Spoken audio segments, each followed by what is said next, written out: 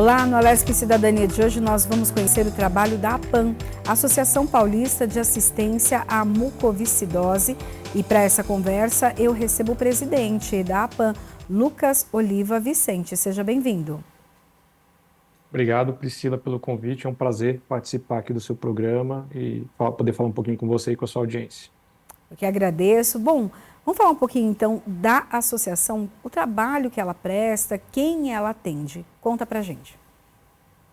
Legal. A APAN, a Associação de Mucoviscidose, hoje tem um nome que é mais comum, o de fibrose cística, né? É que a APAN ela foi fundada em 1979 e desde então ela busca defender os interesses dos pacientes do estado de São Paulo que são portadores da mucoviscidose ou da fibrose cística, né? A fibrose cística é uma doença genética rara, que não tem cura, e ela é caracterizada por um problema genético, que é o pai e a mãe são portadores e transmitem isso para a criança ou para o filho, né? E essa doença faz com que o cloreto no sangue, no suor, ele não seja processado nas células epiteliais, né? Então gera um suor mais salgado, e antigamente, antes de ter tecnologia e ter a detecção da doença, era conhecida como a doença do beijo salgado, né? Porque beijava a criança e tinha esse suor mais salgado. E esse suor mais salgado faz com que as mucosas, principalmente no pulmão, no sistema digestivo, sejam mais espessas, dificultando o ganho de peso, dificultando a expectoração desse muco mais grosso no pulmão e favorecendo ali uma situação para pneumonias de repetição, né? Então essa é a principal manifestação da doença. E a PAN busca que os pacientes do estado de São Paulo consigam ter acesso ao tratamento, aos novos medicamentos, a conscientização sobre a fibrose cística, né? A gente tem um projeto de lei tramitando na Alesp para a criação da Semana de Conscientização da Fibrose Cística. Temos em maio, no mês de maio, essa seria a Semana de Conscientização da Fibrose Cística, e um outro projeto de lei para a criação do mês de conscientização da fibrose cística junto com o movimento nacional, que é em setembro, conhecido como Setembro Roxo, né? Além disso, a gente conseguiu que fosse editada uma lei, a Lei 11.250 de 2002, onde garante, né, o acesso desde a triagem neonatal, que é a identificação da doença na triagem neonatal pelo exame do pezinho, até o fornecimento de todos os medicamentos para o tratamento da doença, que é uma doença sistêmica, multissintômica, multissistemas, né, então afeta vários sistemas. E esses tratamentos, eles têm sido desenvolvidos primeiro nos Estados Unidos e na Europa, e hoje eles já estão começando a estar disponível no Brasil, né? Com esses novos medicamentos, a expectativa de vida dos pacientes se aumenta muito. Então, um paciente que inicialmente tinha uma expectativa de vida sem nenhum tratamento de alguns meses, um tratamento que faz com que ele consiga absorver os nutrientes, com as enzimas digestivas, o paciente consegue expandir essa expectativa de vida já para casa de 10, 12 anos, depois com os outros tratamentos que fazem com que seja possível remover o muco do pulmão e seja possível fazer com que não se tenha tanta pneumonia de repetição. Isso se expandiu para uma expectativa de vida de cerca de 18 anos. E mais recentemente a gente teve novas tecnologias como os moduladores, que fazem com que as células voltem a funcionar de uma maneira normal, né? E esses pacientes no exterior já têm uma expectativa de vida que beira a normalidade de 50, 60 anos, né? Então são avanços muito grandes na medicina, e o Brasil tem também sido, entre os países em desenvolvimento, pioneiro nisso, trazendo e disponibilizando esses medicamentos para os pacientes. O papel da PAN, além dessa conversa com o sistema público, a busca pelos direitos das pessoas com essa doença, também ajuda ali, levando informação, atendendo, seja pacientes quanto também os familiares? Sim, esse é um trabalho fundamental, né? Por ser uma doença complexa, multissistêmica, o manejo da doença demanda bastante da família, dos pacientes, né? Então, a associação ela presta esse serviço de conscientização, de informação, com a publicação e edição de cartilhas, onde são informadas as melhores práticas de manejo da doença, quais são as rotinas dos medicamentos, como que é feito o tratamento na parte alimentar, com o uso das enzimas. E, além disso, a PAN criou um portal, foi o primeiro portal brasileiro de educação à distância com certificação, né? com temas relativos à fibrose cística para conscientizar não só os pais e os pacientes, mas também a comunidade médica e os profissionais da saúde, onde estudantes de enfermagem e de medicina podem ter esse curso complementar e serem certificados em temas diversos, como a parte respiratória, tecnologia de inaladores, a parte de uso das enzimas, de fisioterapia mobilizatória.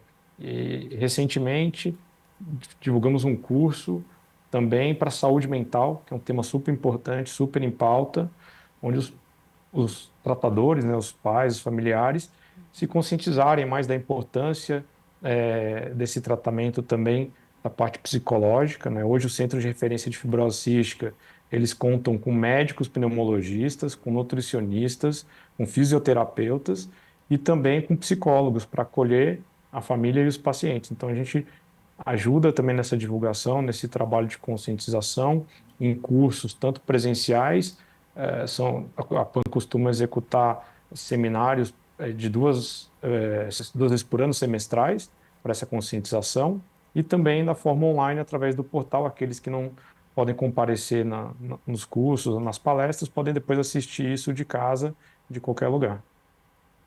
Lucas, e as pessoas que têm essa doença têm um atendimento, por exemplo, beneficiário diferente?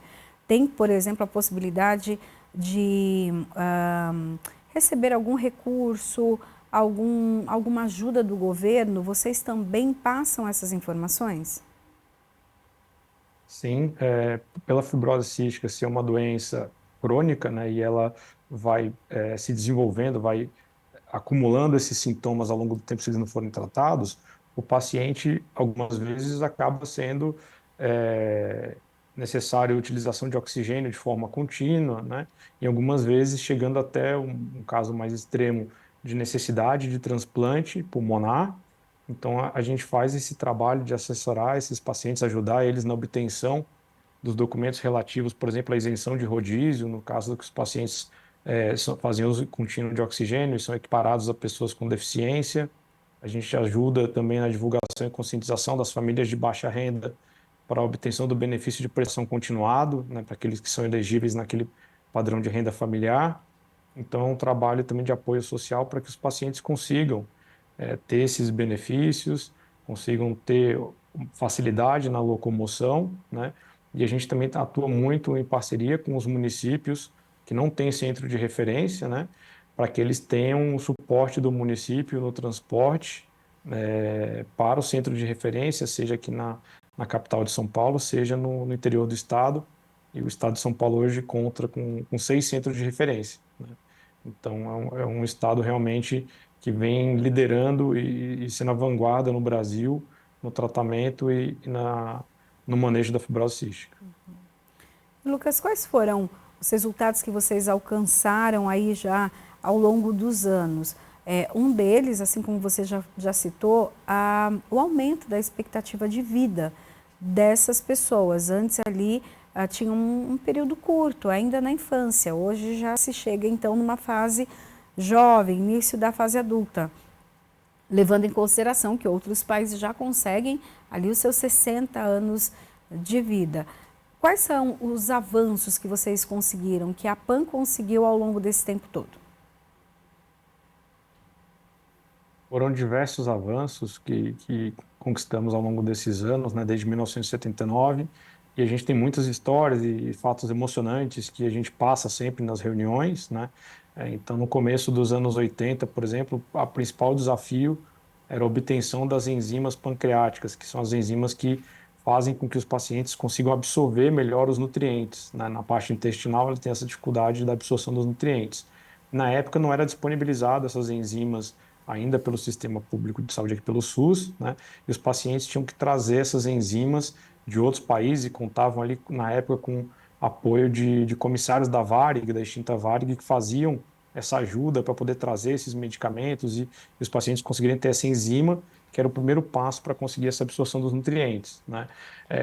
Com o tempo e com a conscientização, com o trabalho da PAN e de outras associações, né? Tem a Associação Nacional, que é a ABRAM, todos os outros estados também têm associações estaduais, tem também um instituto que é Unidos pela Vida. Todo esse trabalho conjunto da comunidade fibrosística fez com que, ao longo dos anos, fosse obtido vários avanços e a conquista desses medicamentos disponibilizados pelo SUS, né?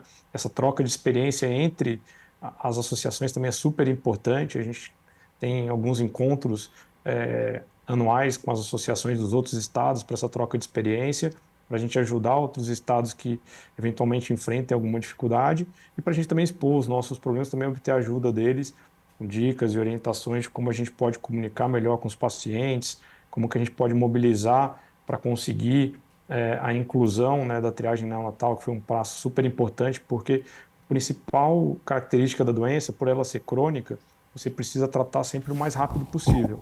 Então, quando o paciente não tinha um diagnóstico precoce e às vezes era diagnosticado tardiamente, ele já estava muito prejudicado e às vezes vinha a óbito muito cedo, né? Então, com essa conscientização, com a inclusão da triagem neonatal nacional, né, já no teste do pezinho, já é possível identificar nas primeiras dias de vida que o paciente é portador da fibrose cística e já iniciar de imediato o tratamento, né, com o uso das enzimas, com a inalação para a fluidificação da mucosa, com início da fisioterapia respiratória.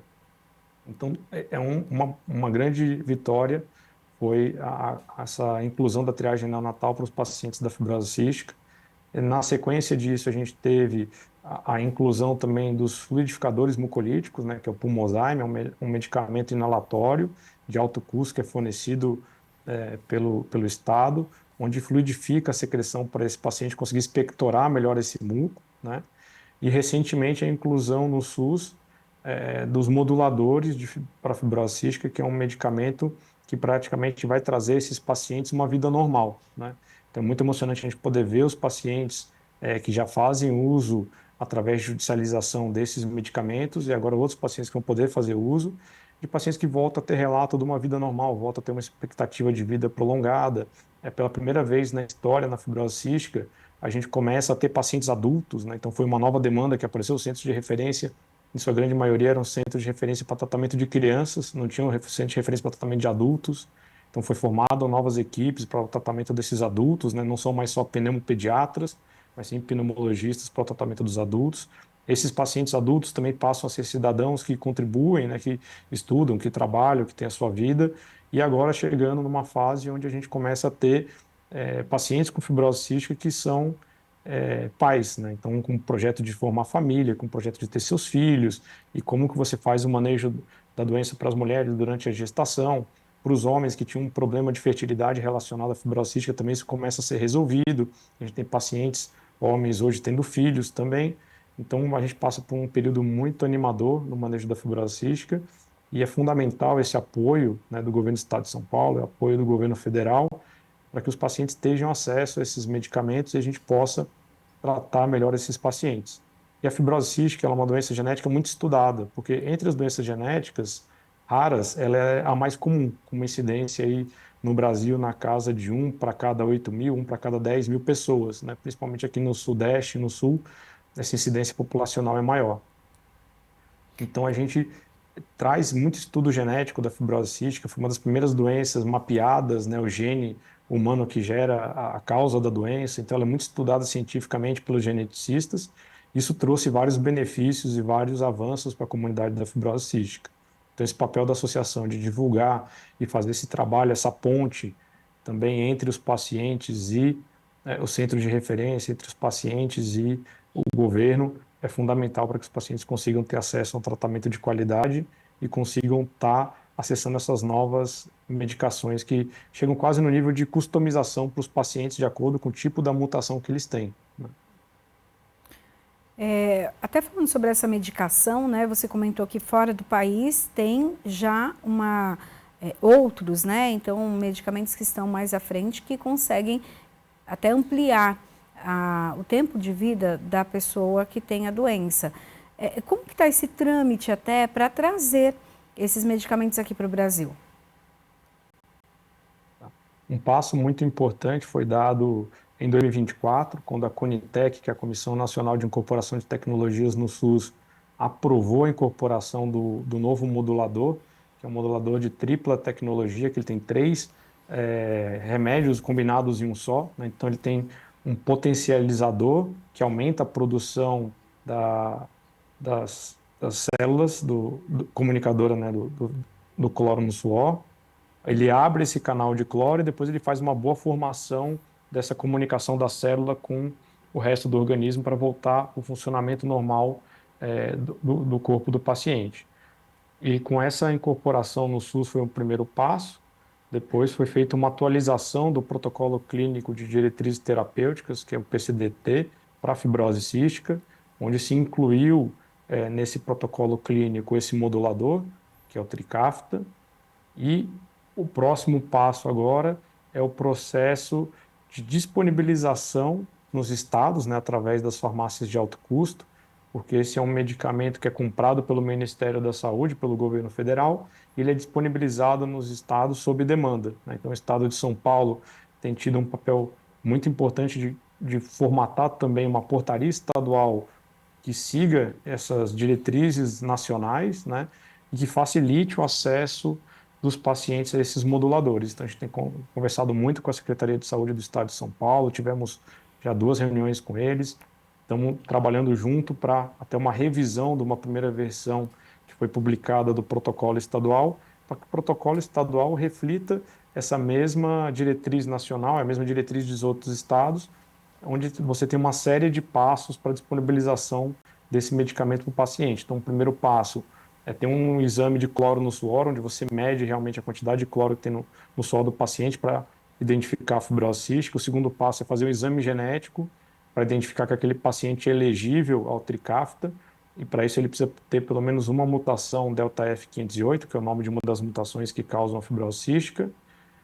E aí ele comprovando a idade mínima, né, que esse medicamento hoje ele se inicia a partir de 6 anos, então o paciente tem que ter no mínimo 6 anos, tem que ser residente no estado de São Paulo, e aí ele passa a ter direito a esse medicamento.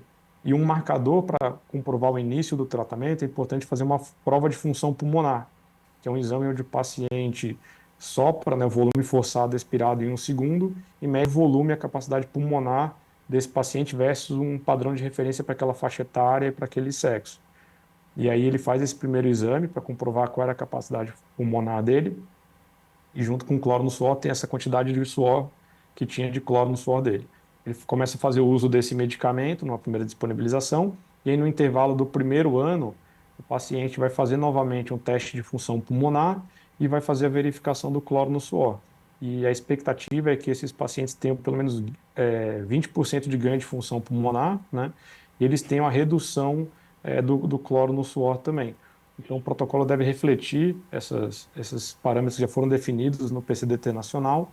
Eu acredito que o Estado de São Paulo vai seguir esse mesmo caminho para facilitar o acesso para esses pacientes e poder monitorar isso, né? E a gente vê vários relatos emocionantes de pacientes que estavam fazendo uso contínuo de oxigênio, começaram a tomar esse medicamento e hoje não precisam mais do oxigênio, né? Pacientes que estavam em fila de transplante e saíram da fila do transplante por fazer uso dessa medicação do Trikafta. Então, é realmente um medicamento muito impressionante, ele tem um efeito quase que imediato. Quando o paciente começa a tomar esse remédio, ele já causa essa correção nas células, e nos primeiros dias até os pacientes relatam que eles pectoram muito catarro, muito muco que estava preso ali no pulmão, isso sai bastante. As imagens de tomografia de pulmão depois mostram um pulmão bem mais limpo, bem mais saudável, né? Isso faz com que realmente o paciente saia desse quadro de uma doença crônica e passe a ter uma vida quase que normal, né? A gente fala que é quase uma cura, só não é uma cura porque é um remédio de uso contínuo, mas o efeito dele faz com que o paciente tenha uma qualidade de vida e tenha o organismo funcionando de uma maneira praticamente normal, né?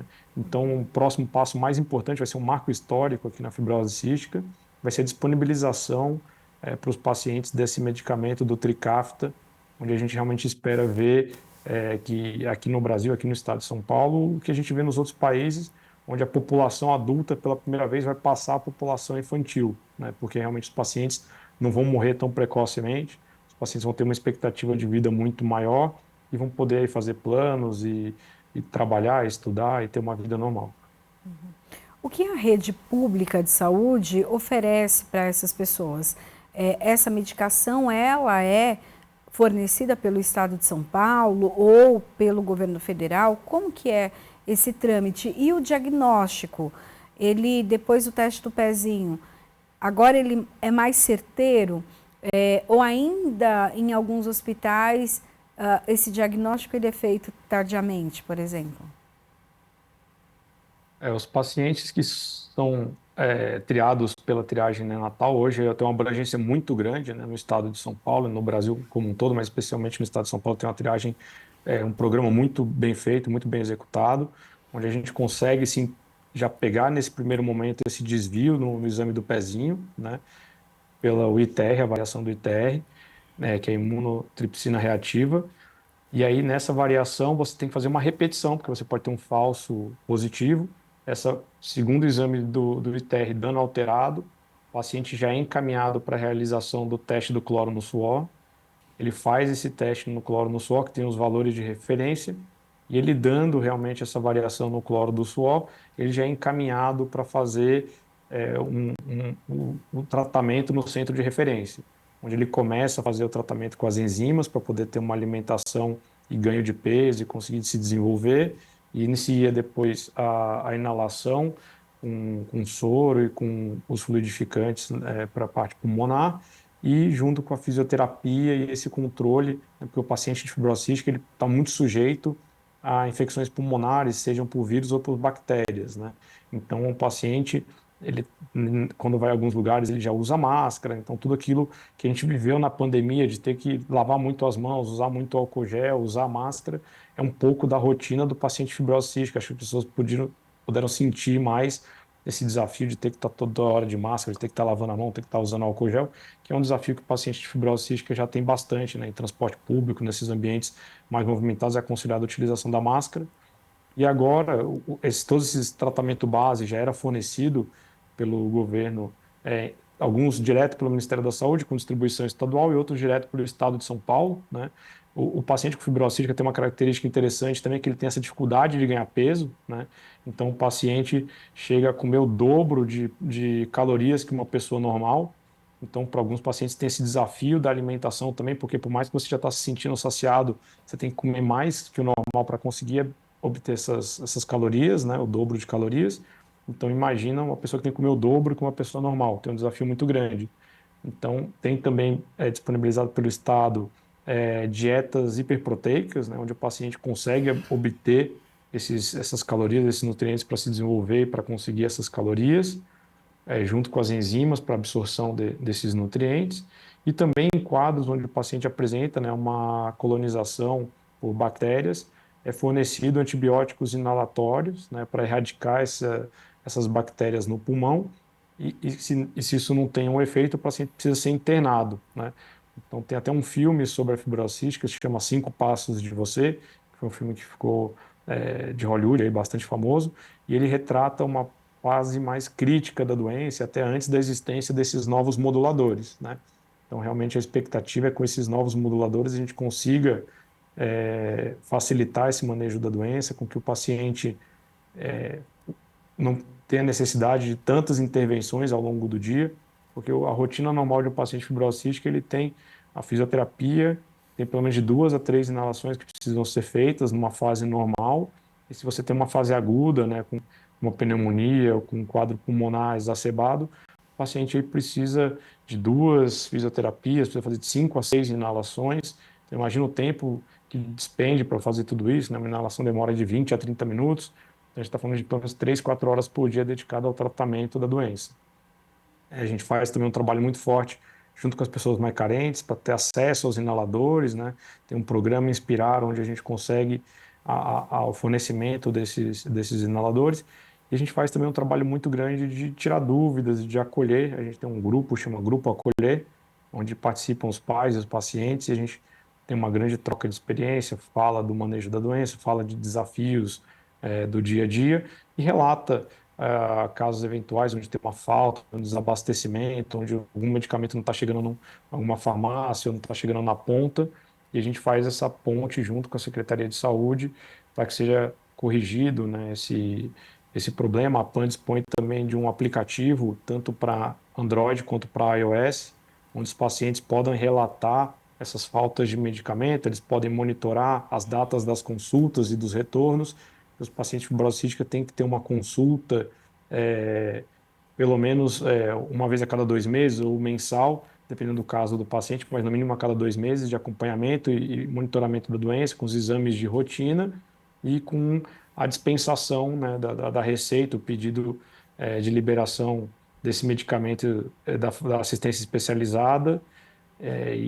O processo no estado é um processo onde você entra com um pedido na farmácia, ele é válido por 3 meses, e a cada 3 meses você tem que fazer essa renovação. Então, a gente também acolhe os pacientes nessas renovações, nas retiradas mensais dos medicamentos. A gente tem trabalhado em alguns projetos para tentar fazer um piloto de entrega domiciliar desses medicamentos de alto custo, mas algo que ainda está sendo estudado, a viabilidade e execução disso, porque a fibrose cística, como tem um manejo complexo, a gente tem a dispensação de medicamentos padrão, tem a dispensação de dieta e tem a dispensação de termolabs, né, que são medicamentos refrigerados. Então, ele tem uma dificuldade logística da entrega desse medicamento que precisa ser refrigerado. A gente trabalha também com os pacientes nessa conscientização para quando for buscar o medicamento, ter a bolsa térmica, ter o- os térmicos, né, para manutenção, gelo para manutenção do equipamento refrigerado, do medicamento refrigerado. Então, o trabalho conjunto da associação, junto com a Secretaria de Saúde e os familiares pacientes, para que a gente consiga manter e disponibilizar todos esses medicamentos, esse manejo da doença.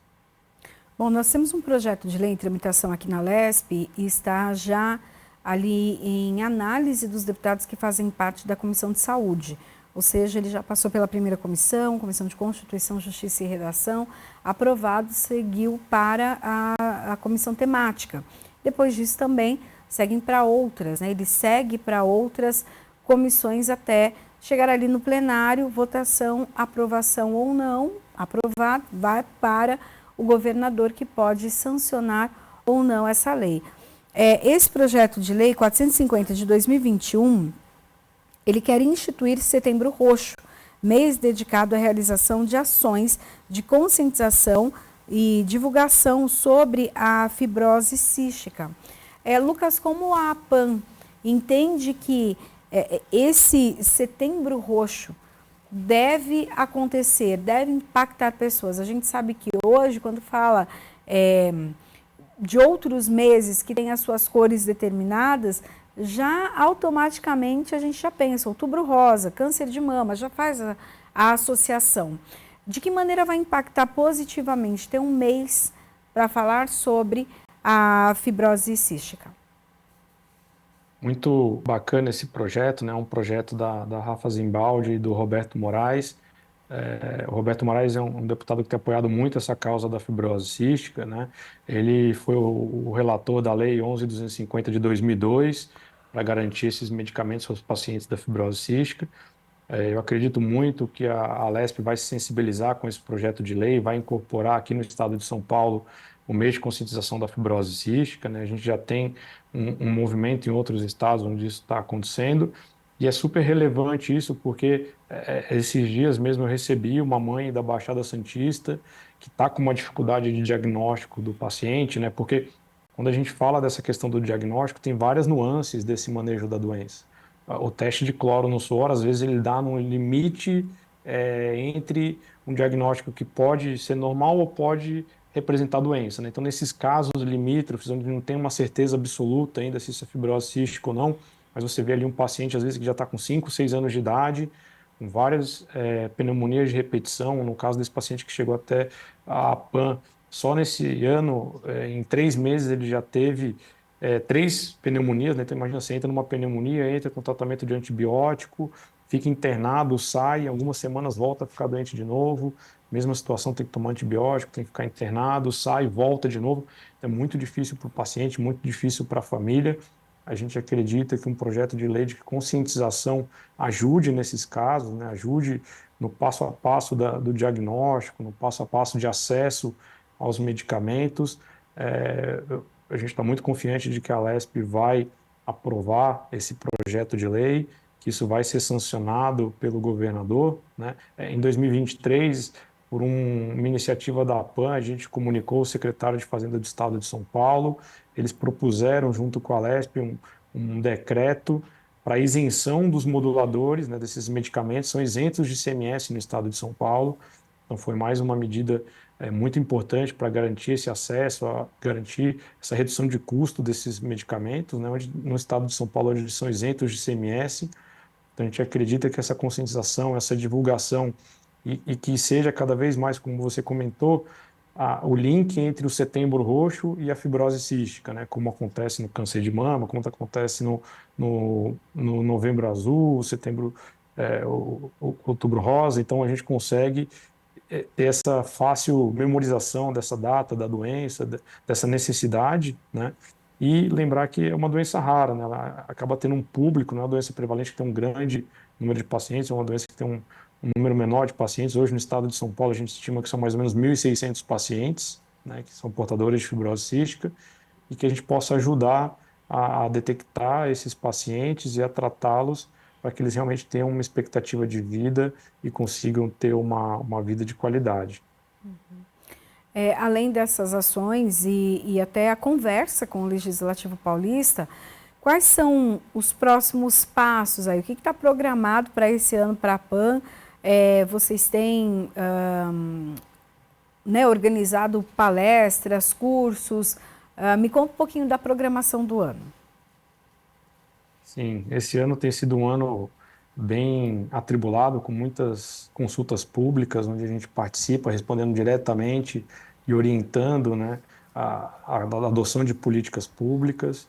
A gente planejou para o segundo semestre, durante o mês de setembro, a realização de diversas ações, né? Nós temos uma ação muito bacana que acontece, já está na sua sexta edição, que é a divulgação naqueles relógios de rua, que a gente tem bastante aqui na capital de São Paulo, sobre o Setembro Roxo, sobre a fibrose cística. Essa divulgação em parceria com a empresa que administra os relógios já teve na sua sexta edição, né? E a gente percebe que muitas pessoas, quando conhecem a fibrose cística, quando conhecem esses desafios, eles passam também a ajudar a associação, né? Que a associação é uma atividade toda voluntariada, né? Hoje eu estou como presidente da APAN, eu sou presidente voluntário, é um trabalho totalmente gratuito. Toda a nossa diretoria é de voluntários, né? Mas a gente tem uma sede, a APAN hoje tem uma sede própria, a gente tem uma secretária, que então a gente tem esses custos de manutenção da associação, tem esse custo de elaboração e divulgação desses materiais, né? Esse apoio. A gente realizou na Páscoa uma rifa solidária para ajudar a arrecadação de recursos, né? A gente faz o envio de cartilhas, faz o envio de material de divulgação.